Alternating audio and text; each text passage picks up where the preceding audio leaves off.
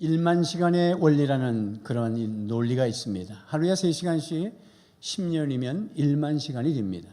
어떤 일도 하루에 3시간 집중해서 10년 동안 하면 1만 시간을 투자하면 그 분야의 전문가가 된다, 그런 얘기를 합니다. 한 사람이 20년 동안 나무를 심었습니다. 그래서 폐허가 됐던 한 마을이 다시 풍족한 은혜를 누리게 됐다는 사실을 동영상을 통해서 보았습니다. 한 사람의 헌신, 한 사람의 섬김, 한 사람의 집념이 한 마을을 살린 것입니다.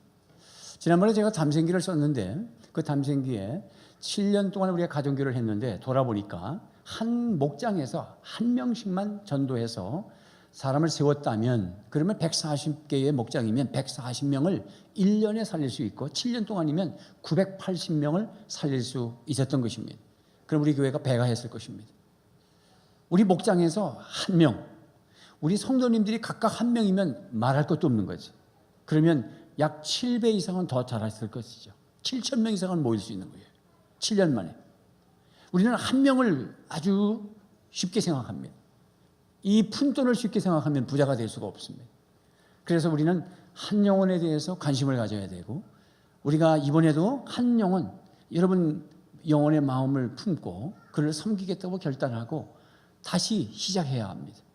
이제 후반 7년을 한번 또 다시 시작한다고 한다면 이제부터 놓치지 말아야 됩니다. 우리 1년에 한 사람은 꼭 전도해야 된다. 전도 대상자를 우리 목장에 맞는 사람을 구하려고 하지 마십시오. 우리 모친들, 어르신들도 실버 목장으로 해서 주일날 모입니다. 거기에 젊은이가 오면 안 되고 우리는 노인들만 전도해야 된다, 이런 생각을 버리셔야 됩니다. 누구든지 영혼이 예수님을 만나야 구원받아야 할 영혼이면 누구든지 전도 대상자가 되는 것입니다. 우리 싱글들은 젊은이만 전도해야 되겠다, 그렇게 생각하지 마십시오. 어머님을 전도하십시오. 할머님을 전도하십시오. 그래서 모시고 왔는데 그 싱글에는 할머니가 계실 수 없어서, 그러면 실버 목장에 또 목자를 소개해서 그쪽으로 인도해 드릴 수 있는 것입니다.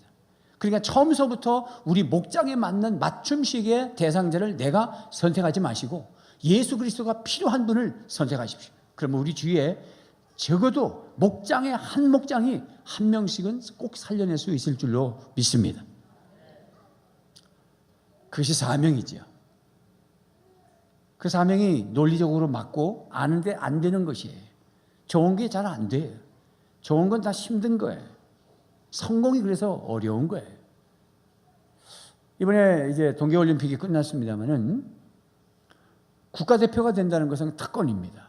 많은 그런 스피드 스케이터나 아니면 쇼트트랙이나 뭐 여러 가지 선수들을 뽑을 때 우리 한국에 있는 젊은이들 중에서 시험을 거쳐서 뽑았을 거예요. 그리고 마침내 뽑혔을 때에는 이제 국기를 가슴에 달고 국가의 대표가 되는 거예요. 얼마나 큰 영광이죠. 가문의 영광이죠. 그런데 그가 이제 합숙소에 들어가서 늘 잠만 자고 게임이나 하고 그리고 연습도 게을리하고 정작 시합의 날에 나오지도 않고, 만약에 그랬다면 그 특권을 상실하는 것입니다. 우리는 모여서 당신 구원받았어? 당신 하나님의 자녀야? 난 구원받았어. 난 용서받았어. 난 성령 받았어. 난 오늘 죽어도 천국 갈 수 있어. 맨날 그런 소리만 한다는 것은 국가대표가 됐다는 뜻입니다. 그것으로 전부는 아닙니다. 국가대표가 됐으면 다시 식단을 따주는 대로 먹어야 되고 절제해야 되고 코칭 스태프가 훈련 프로그램을 짠 대로 훈련을 해야 되고 시합의 날에는 나가서 싸워야 되는 것입니다. 특권과 사명은 같이 오는 것입니다. 은혜가 있으면 일꾼이 돼줘야 되는 것입니다. 우리가 교회에서 맨날 오늘 죽어도 천국 갈 수 있느냐는 질문만 받아서는 안 되는 것입니다. 그것을 넘어야 되는 것입니다. 은혜를 받았으면 우리는 사명을 감당해야 되는 것입니다. 오늘 말씀이 그러합니다. 7절 말씀에 보면, 오늘 보면 7절 우리 같이 읽어볼까요? 시작. 이 복음을 위하여 그의 능력이 역사하시는 대로 내게 주신 하나님의 은혜의 선물을 따라 내가 일꾼이 되었노라. 아멘. 자, 거기 은혜가 나오고요, 그 다음에 일꾼이 나옵니다. 은혜는 받을 수 없는 사람이 그냥 거저 받는 걸 은혜라고 하는 것입니다. 열심히 직장에 가서 일하시고 받는 월급은 은혜가 아닙니다. 그것은 대가를 받으신 겁니다. 그런데 보너스를 받은 건 은혜입니다. 그건 말 그대로 보너스로 덤으로 주신 거예요. 자, 여러분 여기 은혜는 거저받은 거예요. 그리고 거저받았으면 일꾼이 되는 것이라고 하는 것입니다. 8절 말씀도 다시 읽어보겠습니다. 시작. 모든 성도 중에 지극히 작은 자보다 더 작은 나에게 이 은혜를 주신 것은 측량할 수 없는 그리스도의 풍성함을 이방인에게 전하게 하시고, 여전히 은혜를 주셨는데 전하는 사람이 되어야 된다는 것입니다. 그래서 은혜와 사명은 같이 오는 것입니다. 그러면 목사님, 구원을 받았다고 할 때 그러면 은혜로 구원받는 게 아니고 은혜와 사명을 다 감당해야 구원받는 건가요? 아닙니다. 구원은 은혜로 받습니다. 하나님의 은혜는 조건을 따지지 않으십니다. 그래서 8절 말씀도 바울이 이렇게 고백을 했습니다. 모든 성도 중에 지극히 작은 자보다 더 작은 나에게 은혜를 주신 것은, 바울 사도가 위대한 사도죠. 이한희 목사하고는 비교할 수 없는 정말 위대한 사도입니다. 그런데 그분이 스스로 얘기할 때는 뭐라 했냐면, 성도들 중에 작은 자, 그 작은 자보다 더 지극히 작은 자가 나다, 이렇게 얘기하셨어요. 그 작은 자에게 은혜를 베풀어 주셨다고 그랬어요. 은혜는 조건을 따지지 않았습니다. 바울 사도가 여기서 이렇게 끝난 게 아니라 다른 성경에 보면은 자기를 죄인 중에 괴수라, 우두머리라 이렇게 얘기했어요.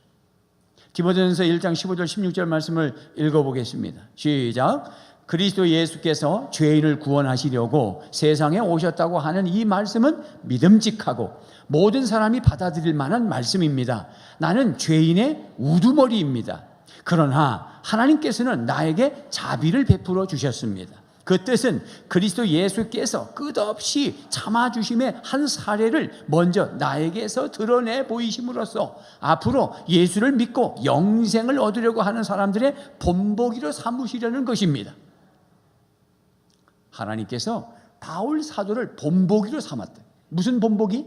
말 안 들었는데 하나님이 참고 또 참아서 은혜를 베풀어서 예수 믿어 구원받은 모델로 본보기로 삼았다는 거예요. 이 바울 사도가 처음부터 말 잘 들어서 사도가 된 것이 아닌 거예요. 이 바울이라는 사람의 이름이, 앞에 이름은 사울이었어요. 이 사울일 때 아주 젊은이였는데 똑똑했습니다. 엘리트였습니다. 율법학자들에게 배웠습니다. 그러나 예수님에 대해서는 거부했습니다.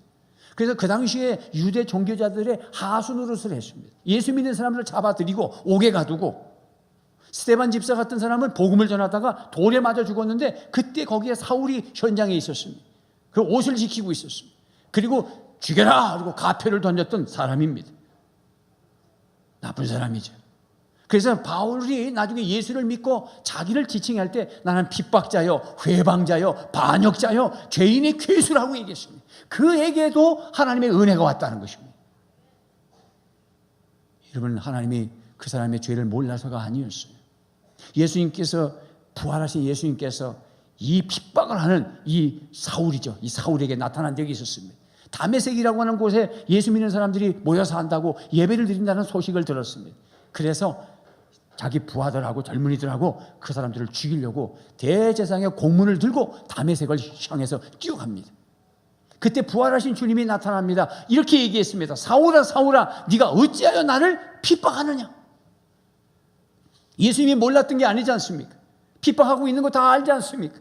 그러면 거꾸로 들이고 지옥 형벌에 던져도 말할 게 없습니다. 그런데 그 사울을 은혜를 베푸셔서 예수 믿어 구원받게 하시고, 그리고 사도로 불러주셨습니다. 후에 바울 사도가 한 말입니다. 내가 죄인 중에 괴수였다. 성도들 중에 작은 자여 더 지극한 자에게도 은혜를 베풀어 주셨다. 여러분, 우리는 예수 믿기 전에 어떤 사람이었습니까? 여러분, 어떤 사람이셨어요? 예수 믿기 전에 우리 장로님 중에 한 분은 지금 다 권사님이 됐고 따님들이 다 예수 믿고 시집가고 장가가고, 장가는 아니고 따님만 5, 6이 있었어요. 누구라 그러면 대충 알 거예요. 방에다 가두셨어요.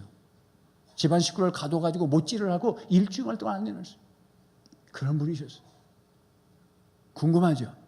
몰라도 돼요. 예수 믿기 전에는, 여러분, 어떤 남편은 예수 믿는다고 얼마나 아내를 핍박하고 머리구덩이를 그냥 땡겨가지고 머리가 반이나 빠지고, 예수를 선택할래? 날 선택할래? 그 목사 그 새끼를 선택할래? 날 새끼. 여러분, 예수 믿기 전에 포행자예요. 핍박자예요. 그런 사람이 있습니다. 우리가 예수님을 믿고 나서 가만히 생각해 보니까 내가 예수 믿기 전에는 하나님이 하라는 건 하나도 안 했고 하지 말라는 짓만 했구나. 뿐만 아니라 아예 무관심한 거예요. 아는 사람은 예수님을 적극적으로 핍박을 하고 예수 믿는 사람을 핍박하고 댓글을 달아서 악플을 달고 그렇게 반역자 같이 살지요. 그러나 아주 무관심한 사람들은 그냥 취해 우상 섬기고 절간에 왔다 갔다 하고 세상 가치관대로 살고. 그런데 우리를 지옥에 던지지 아니하시고 은혜가 찾아와서 예수를 믿어 하나님의 자녀가 됐음을 믿으시기를 바랍니다. 그 은혜가 우리에게 왔다면 그 다음에 뭐가 오느냐? 사명이 온다는 것입니다. 그래서 바울 사도도 에베소서 2장에서 이렇게 말씀합니다. 8절, 9절, 10절입니다. 시작. 여러분은 믿음을 통하여 은혜로 구원을 얻었습니다. 이것은 여러분에게서 난 것이 아니요 하나님의 선물입니다. 행위에서 난 것이 아닙니다. 그러므로 아무도 자랑할 수 없습니다. 우리는 하나님의 작품입니다. 선한 일을 하게 하시려고 하나님께서 그리스도 예수 안에서 우리를 만드셨습니다. 하나님께서 이렇게 미리 준비하신 것은 우리가 선한 일을 하며 살아가게 하려시려는 것입니다. 자, 오늘 우리는 예배를 드리는 거예요. 그리고 이제 나아가면 살아가는 거예요. 근데 뭘 위해서 사냐? 선한 일을 하면서 살아가도록 오늘 예배 자리에 모아놨고 하나님의 자녀로 모아놨어. 우리를 성도라고 합니다. 나는 성도다. 시작. 나는 성도다. 그런데 사실은 나는 성도가 아니라 우리는 성도입니다. 다시 시작. 우리는 성도다.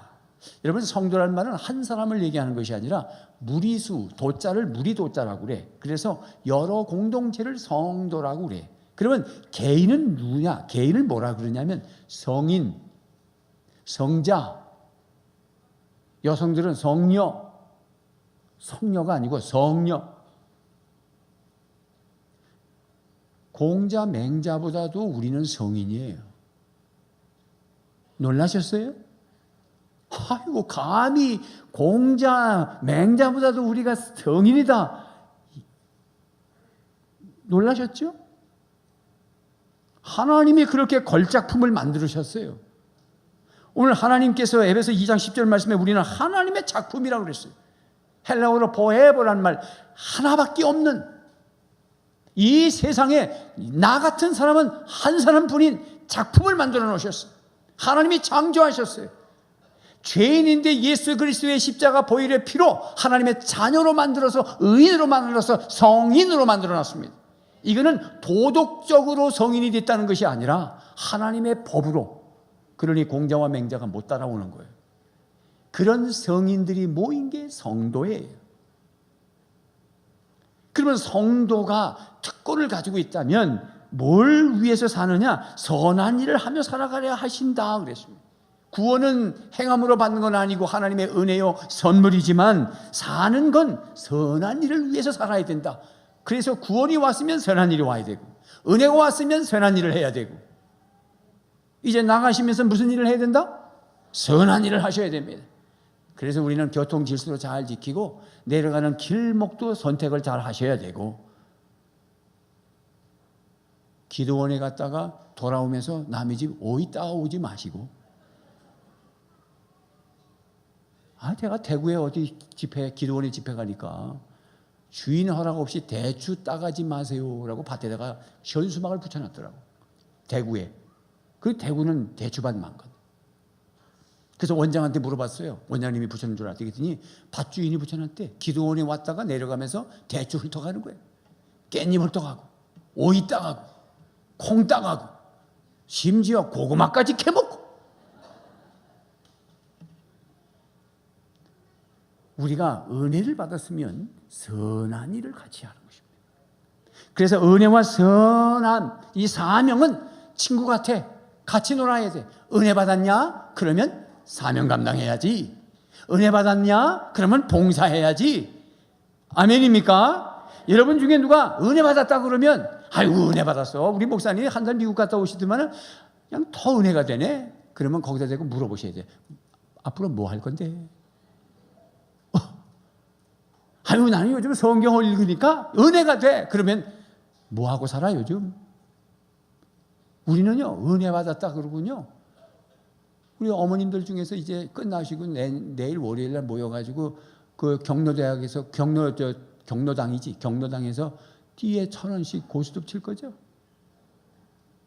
은혜 받으셨잖아요. 혼자서 소주 홀짝홀짝 드시죠? 우리 젊은이들은 우리 오평원 젊은이들은 뭘 하고 삽니까? 은혜 받았는데 어떻게 살고 있습니까?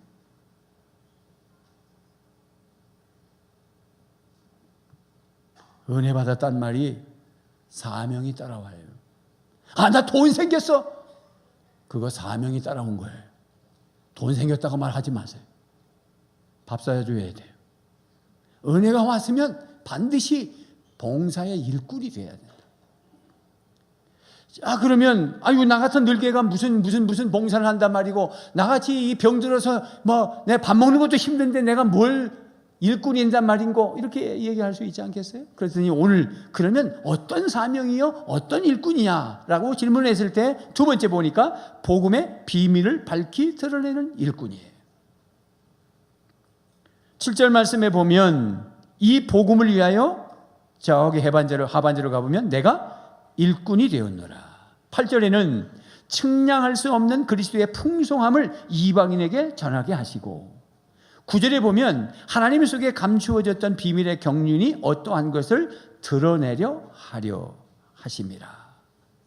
자, 7절에서는 일꾼이 된다. 8절에서는 이방인에게 전하게 하신다. 9절에서는 드러내게 하려 하신다. 이게 일꾼이에요. 이게 사명 감당하는 일들이에요. 여러분, 일꾼이 되는데 무슨 일꾼이냐? 이방인에게 전하는 일꾼이요. 이방인에게 뭘 잘하느냐? 하나님 속에 감춰졌던 그 비밀스러운 그 하나님의 풍성함을 싹 드러내는 일을 하는 것이다. 여러분, 이 복음은 무엇이냐? 7절에 이 복음 그랬을 때 8절에서는 측량할 수 없는 그리스도의 풍성함. 복음은 뭐냐? 측량할 수 없는 그리스도의 풍성함이에요. 그 측량할 수 없는 그리스도의 풍성함이 뭐냐? 하나님 속에 감춰두었던 거예요. 그걸 우리에게 주셨어요. 감춰둔 거는 좋은 거죠. 할아버지 할머님들이 손주 올 때까지 감춰뒀다가 오면은 주지요. 이리 와. 감춰둔 거 귀한 거 내주죠. 꽃감. 할아버지 나 이런 거 안 먹어. 이리 와. 이게 얼마나 좋은 건데. 하나님은 감춰뒀어. 뭐를? 측량할 수 없는 풍성한 그리스도의 은혜를. 그것이 복음이에요. 자, 그러면 그리스도의 풍성함이니까 그 풍성함은 그리스도에게 있는 거예요. 그 풍성함이 여러분에게 있는 것이 아니라 1차적으로 그리스도에게 풍성함이 있어요. 예수 그리스도 안에 풍성함이 있음을 믿으시기를 바랍니다. 그리스도의 풍성함이 뭐냐? 구원의 풍성함이에요. 구원의 풍성함은 뭐냐? 죄 용서받은 풍성함이에요. 우리가 죄를 지으면 사망이고 지옥 형벌이고 무시무시한 불 속에 들어가서 영벌에 처하는 거예요.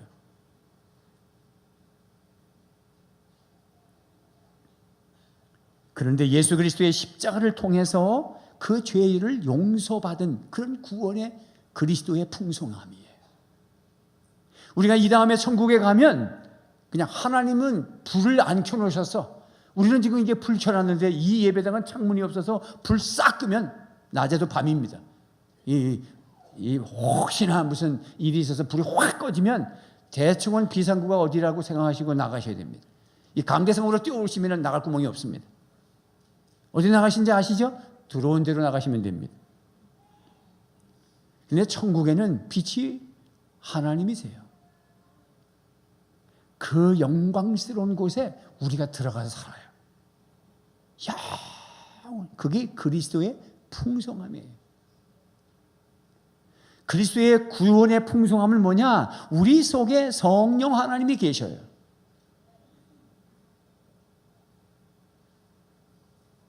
좀 계신 척이나 하고 쳐다봐요. 좀 계시다니까.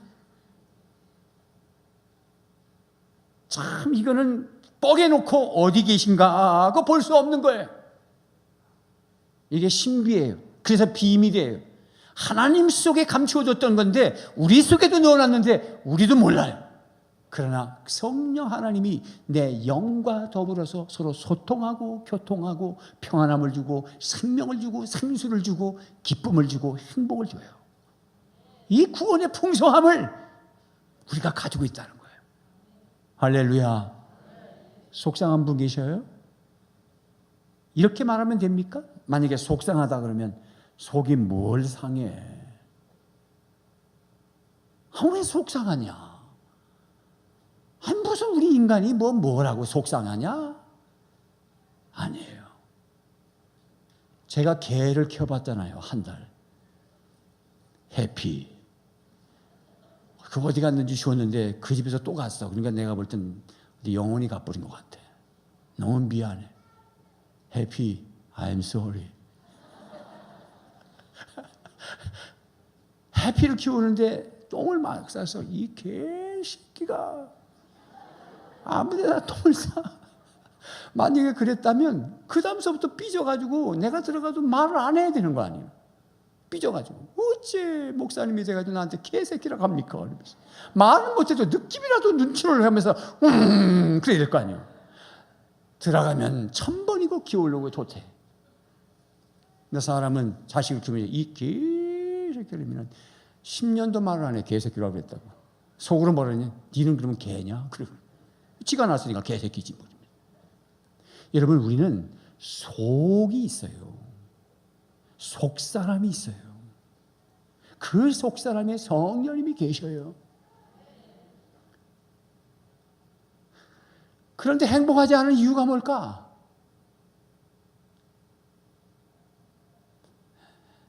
몰라서 그래요. 세상 근심으로 떡 깨가지고 그게 덮여져 있어가지고 몰라서 느끼지를 못하는. 이게 벗겨내야 돼. 말씀을 통해서 주님의 보혈의 피로 회개를 통해서 성령의 능력으로 벗겨내면 아주 투명해지고 깨끗해지고 영이 맑아지면 행복해요. 여러분 속에 그리스도의 풍성함이 있음을 믿으시기 바랍니다. 있어요. 있는지 모르는 게 바보지. 제가요 다대포로 이사 가가지고 정리를 한 달 동안 하잖아요. 짐을 줄여갔으니까 어디다 넣어야 될지 정신이 하나도 없어요. 그래서 아내 옷도 정리하고 아내와 함께 둘이서 막 정리해 가는데 아내의 조그만 가방에 이거는 가방만 모아놓은 거예요. 하여튼 이상한 가방 떨어진 거 이런 거 가방 모았는데 그래도 뭐가 혹시 있을까봐 정리를 착착착착 저는 그렇게 해야 되니까 쫙 열어보고 정리하고 쫙 열어보는데 40만 원이 들어있는 거 있잖아요. 5만 원짜리 8장이 들어있어요. 어떻게 했게요? 이건 탈못이 아닐 거예요. 왜냐하면 자기 가방에 있으니까. 이거 모르고 산 거예요. 그래서 제가 딱 세서 40만 원을 이제 정리하고 점심 먹을 때 그리고 줬어요. 그래서 이거 고마워. 속으로 얼마나 양심이 갇히게 되는지. 3일 만에 고백했어. 네 가방에서 꺼냈어. 그리고 여러분 우리 속에 그리스도의 풍성함이 있어요. 어째 그렇게 모르고 삽니까? 왜 남이 주워주는 걸 먹고 삽니까? 남 간증할 때 좋다. 여러분 속에 있어요. 그 구원의 풍성함이 측량할 수 없다고 그랬어요. 오늘 말씀에 측량할 수 없는 그리스도의 풍성함이. 여기 측량할 수 없다는 말의 헬라어 원문의 뜻은 측연이라고 하는 게 있는데 측량할 측자에다가 이 납연자를 써서 측연. 이게 뭐냐면 배가 나가서 이 바다의 깊이를 재기 위하여 큰 납덩어리 추를 밑으로 내리는 거예요. 쫙 내리는데 얼마나 바다가 깊은지 이 측연이 땅에 닿지를 않는 거예요. 구원의 풍성함의 깊이가 얼마나 크고 얼마나 넓은 바다인지 측량할 수 없는, 즉 연이 땅에 닿지 않는 그 풍성함이 우리 속에 있다는 거예요. 그렇게 표현을 해놨어요. 말씀이 이러하면 그런 건데 왜 우리는 놓치고 살까? 세상 것 잡는다고 놓치고 살한 거예요.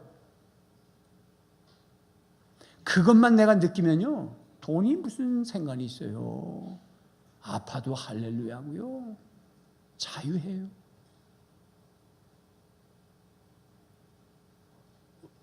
여러분, 우리 교회 밑에, 목양실 밑에 농협에 저기 자주 가요. 교회 여러 가지 문제 때문에 한 번씩 갑니다. 그러면 그분들이 돈 끊을 때 보면은 큰 굴레 그렇게 쫙 열어가지고 쓱 들어가요. 그럴 때마다 내가 순간적으로 들어갈까? 저기 들어갈까? 이런 생각이 순간 나요. 여러분 어때요? 은행에 지나갈 때보다 털까? 이런 생각이 납니까? 그건 몇 푼 안 돼요. 하나님의 구원의 풍성함이 측연의 추를 밑으로 내리는데 땅에 안 닿을 정도로 풍성한 은혜가 우리에게 왔어요. 그 온 것을 어떻게 하는 거냐면 전하는 거야. 8절 말씀에 측량할 수 없는 그리스도의 풍성함을 이방인에게 전하게 하시고 틀림없이 전하게 했다면 우리에게 있다는 뜻이지요. 저기 있는 걸 전하는 말이 아니라 너에게 있는 걸 전하는 거예요. 나 예수 믿기 전에는 마누라 3일 만에 한 번씩 때렸어. 근데 예수 믿고 나니까 가끔 때려. 그것도 변한 거예요.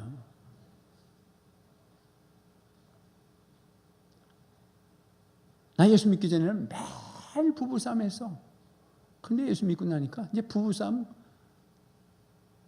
가끔 해. 조금씩 변화되는 그 심연의 추가 깊이가 될 수 없을 만큼 풍성함이 나에게 오기 때문에 나의 삶이 변하기 시작하는 거예요.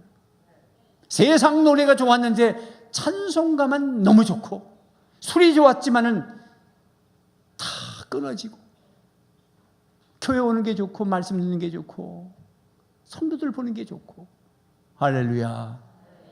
그것이 구속의 구원의 그리스도의 풍성함이에요. 이거는 잣대로 잴 수 없는 거예요. 그래서 그걸 내가 가지고 있으니까 전달하라. 이방인에게 전하게 하시고. 그래서 우리는 복음의 전달자다. 시작. 복음의 전달자다. 그래서 3장, 에베소 3장은 유통의 복음이잖아요. 2장은 그리스도와 함께, 3장은 유통의 복음. 그래서 이방인과 함께 상속자, 함께 지체, 함께 언약에 참여하는 자가 되는 거잖아요. 복음을 전해서 끝나는 게 아니야. 내가 복음을 전하고 그 풍성한 은혜를 저 사람에게 전해서 그와 내가 한 몸 되는 것이에요. 함께 지체가 되고 함께 상속자가 되고 함께 하나님이 약속한 거 누리는 자가 되는 거예요. 이게 하나님의 생각이에요. 근데 우리가 20년 동안 믿어도 한 사람에게도 전도하지 않았다면 엄청난 실수를 하는 거예요. 그리고 맨날 은혜 받았대. 뭘 은혜 받았단 말입니까? 은혜를 받았으면 사람을 살려야 되는 것입니다. 이거는 나이하고 관계없어요. 무슨 관계가 있습니까 이게? 아까 일꾼 그러니까 아이고 난 죽어서 깨나도 차량 운전을 안 해. 안 시켜요. 할머니한테 누가 차량 운전을 시켜. 당신이 앉은 자리에서 내가 만난 예수를 간증하는 거예요. 전하는 거예요. 하나님의 속에 감추어졌던 하나님의 경륜, 하나님의 계획이 나를 통해서 드러나는 거예요. 좋은 거 가지고 있으면요 얼굴이 벌써 달라요. 너 얼굴 보니까 뭐 좋은 일 있네? 우리 다 알아맞히잖아요. 또 왜 무슨 일 있어? 얼굴 보고 다 아는 거잖아요. 여러분 구약의 요셉이라는 그 젊은이가 17살 고등학교 2학년짜리가 형님에 의해서 인신매매당해서 저 이집트에 가가지고 보디발의 집에 노예로 팔려갔는데 그 보디발이 일을 부리는데 얼마나 착실하게 일을 하는지 해파람을 불면서 주 안에 있는 나에게 이러면서 막 봉사. 요셉 이리 와봐라. 넌 노예인데 무슨 노래가 나와 너가. 너 누구한테 노래하는 거야? 우리 야훼 하나님을 믿습니다. 거기에 기록이 했어요. 보디발이 요셉을 보니 하나님을 보았다고 그랬어요. 얼마나 행복하게 일하는지. 노예 생활에도 행복했어요. 감옥에 갇혀도 행복했어요. 돈이 없어도 행복했어요. 왜? 내 안에 닷줄이 밑에 닿을 수 없는 풍성한 구원의 은총이 이미 들어있다니까요. 성령님이 계시다니까요. 우리가 찡그렸다면 그건 불손이에요. 불평했다면 그런 은혜를 못 받은 거예요. 올림픽 선수라고 뽑아서 새로운 선수촌에 입소해가지고 훈련시키려고 그랬더니 맨날 밤마다 기어나간다면 퇴출해야 되는 것이죠. 은혜 못 받은 사람이에요. 특권이 뭔지 모르는 사람이에요. 우리는 전달할 의미가 있어요. 전도하는 게 어렵다고 그러죠. 왜 어렵죠? 상대가 무슨 질문하면 내가 무슨 말을 할까 걱정이 돼서 전도했다가는 괜히 말꼬리 잡혀가지고 나 망신당할까 봐서 그렇잖아요. 여러분, 전도는 설명하는 거 아니에요. 어디 여기 성경에 설명하라고 없니까? 내가 너에게 이미 준 구속의 은혜, 구원의 풍성함, 그 다시 밑으로 내려가서 닿지 않을 만큼의 축복을 너에게 줬으면 뭐 그거 가지고 얘기하면 되는 거다. 내 과거에는 잠을 못 잤는데 예수 믿고 나니까 얼마나 마음이 편안한지 요즘 잠이 너무 잘 와. 지금도 와.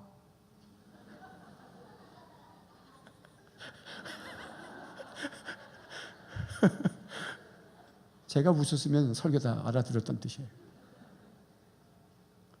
여러분, 전도가 다른 게 아니에요.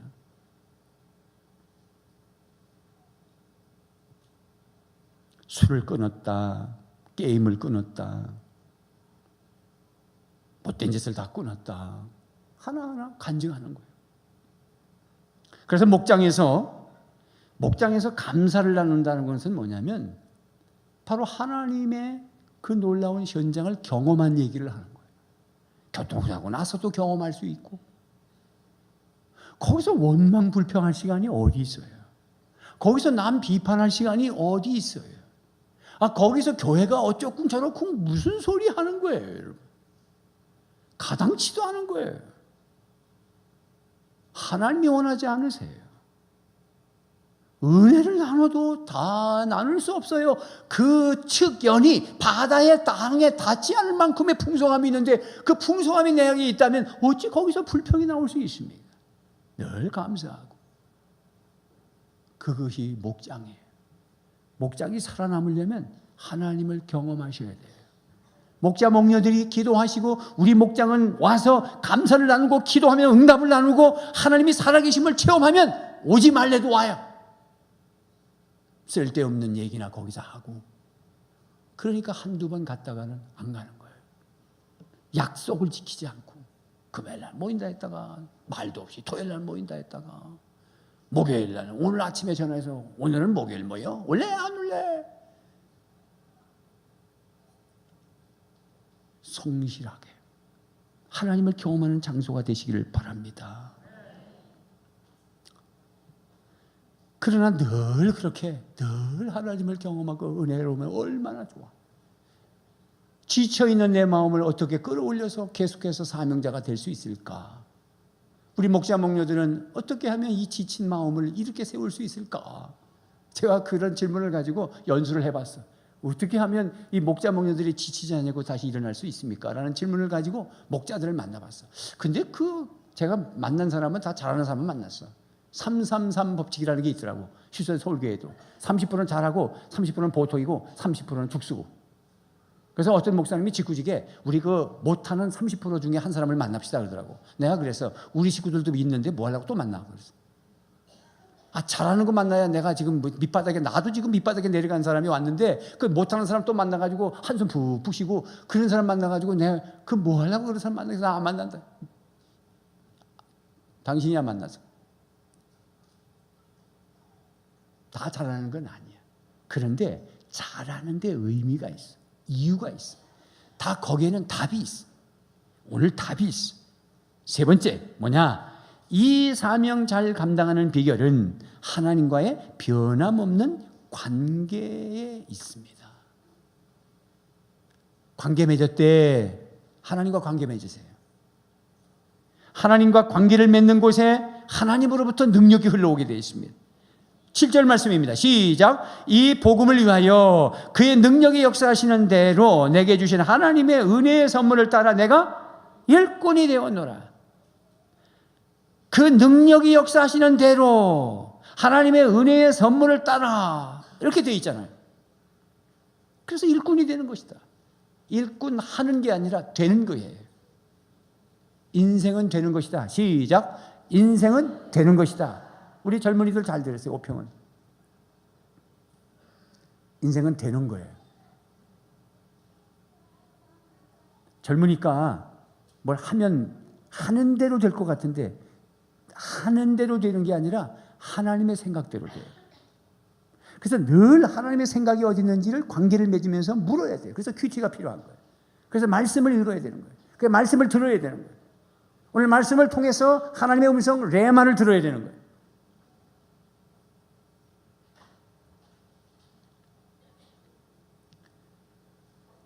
인생은 되는 겁니다. 오직 성령이 너에게 임하시면 너희가 권능을 받고 예루살렘과 온 유다와 사마리아와 땅끝까지 이르러 내 증인이 되는 겁니다. 제가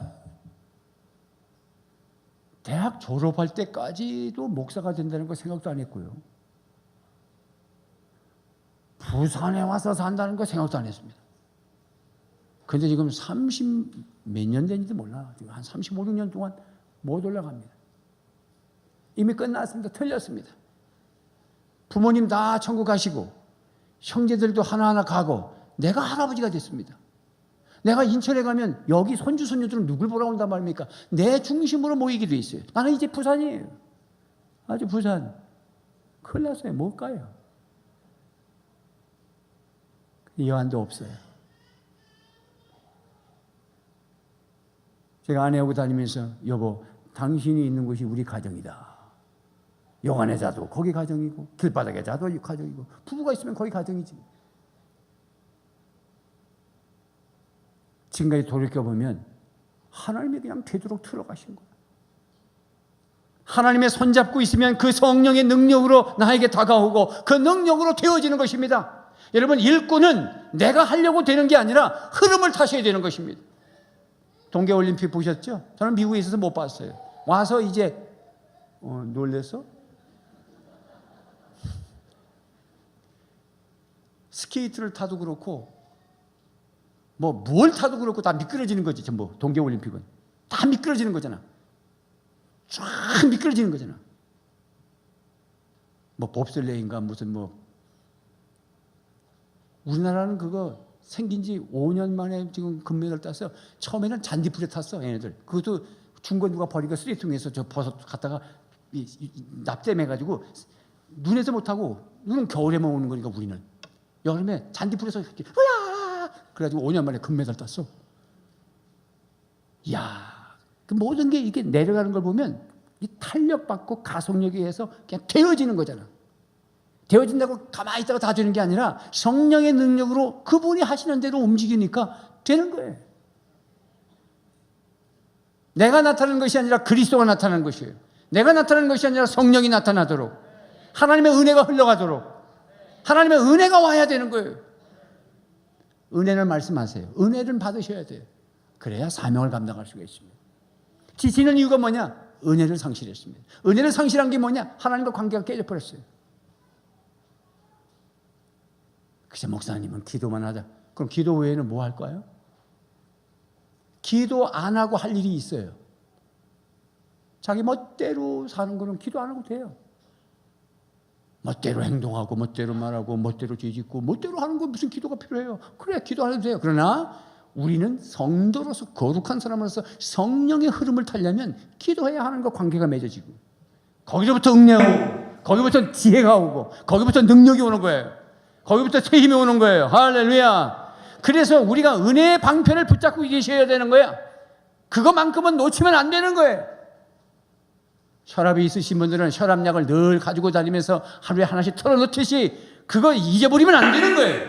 당뇨 환자는 그 당뇨를 내릴 수 있는 어떤 약을 하나 끌고 다니시잖아요. 그거 절대적으로 놓치면 안 된다고 벌써 이미 손 떨어. 그렇게 건강을 생각하시는 분들이 영적으로 하나님과 관계가 깨지면 다 죽는 줄 모르고 그렇게 살면 안 되는 거예요. 은혜의 줄을 붙잡고 계셔야 됩니다. 그 다음 주에 설교를 하겠지만은 12절을 한번 읽어봐요. 컨닝을 미리 해봐요. 시작. 우리가 그 안에서 그를 믿음으로 말미암아 담대함과 확신을 가지고 하나님께 나아감을 얻느니라. 나아가서 은혜를 받아야 되는 거예요. 은혜 받는 방편이 삶 공부고, 은혜 받는 방편이 예배고, 은혜 받는 방편이 목장 모임이에요. 이 세 가지를, 예배, 삶 공부, 목장 모임을 상실하면 당신은 인본주의예요. 아무리 떠들어도 원래 당신 지식 가지고 얘기하는 거예요. 능력을 받으십시오. 그러면 됩니다. 우리 젊은이들은 학교 생활과 신앙 생활이 다른 게 아니에요. 저도 공부했어요. 저도 직장 생활 했어요. 직장 갖기 위해서 공부도 했습니다. 도서관에 처박혔어요. 이력서 냈어요. 삼성, 현대, 대우. 그러면서 저는 기도를 이렇게 했습니다. 세 군데에 합격해가지고 나 헷갈려 하지 말고 하나님, 그냥 한 군데만 딱 되게 하십시오. 그래서 대우가 된 거였어요. 지금의 대우가 망했지만 그때는 대우 괜찮았어요. 대우가 괜찮았어?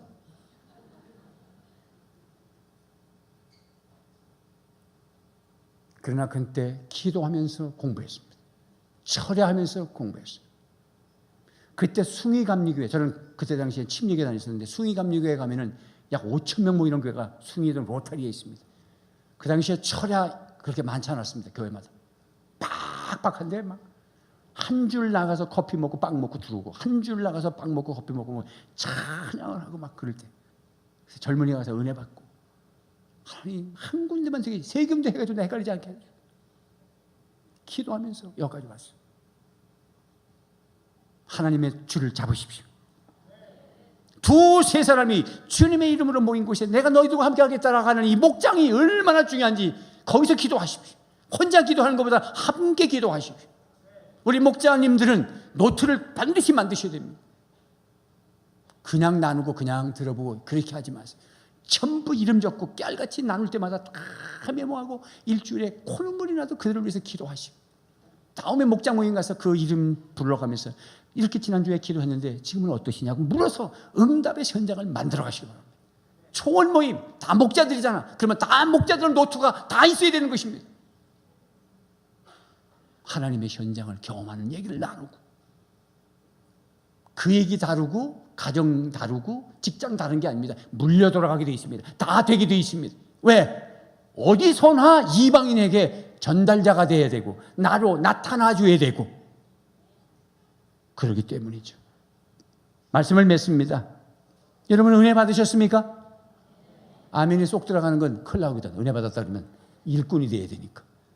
그러나 은혜 받으셔야 합니다. 그러면 일꾼이십니다. 그 일꾼이 다른 거 안 해요. 복음의 전달자, 십자가의 전달자. 여러분들은 그 은혜를 유지하기 위해서 날마다 하나님과 소통하는 관계를 맺기 위해서 목숨 걸고 있습니까? 당뇨병 환자가, 고혈압 환자가 약을 들고 다니면서 없으면 금단 현상이라서 떨면서 그렇게 하듯이 내가 주님 앞에 이거 떨어지면 안 된다 생각하시고 관계 맺고 있습니까? 시간 내십시오. 기도의 시간을 내십시오.